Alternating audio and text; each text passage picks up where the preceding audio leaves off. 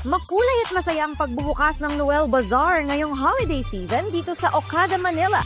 Sa pangunguna ng GMA Kapuso Foundation Ambassadors, nag-anyaya silang mag-shopping without guilt ng pre-loved clothes and shoes sa celebrity ukay-ukay ng GMA Kapuso Foundation. I believe this is the most that I've donated. 9 balikbayan boxes. Wow. So I didn't even know I have that much stuff. Tuwing magpapasko, there's always got to be something major that happens to our country. But what wonderful timing it is also that we have the Noel Bazaar that is here to help in situations as such.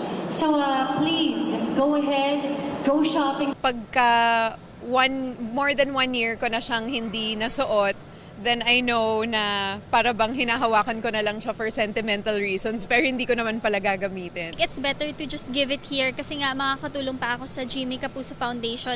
Alam niyo bang lahat ng perang kinikita nitong celebrity ukay-ukay ng GMA Kapuso Foundation ay napupunta sa kanilang educational programs at yung proyekto nila para sa mga cancer patients? So ibig sabihin, bukod sa mabibili mo na yung pre-loved items ng mga artista, newscasters at public figures, makakatulong ka pa sa mga nangangailangan. Win-win, di ba?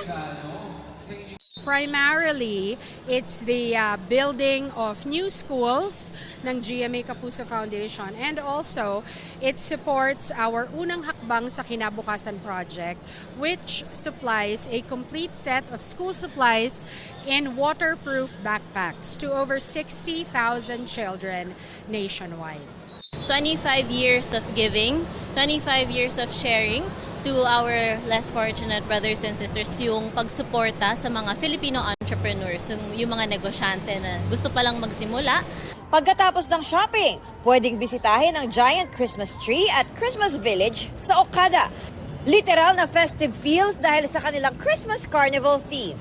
Athena Imperial nagbabalita para sa GMA Integrated News.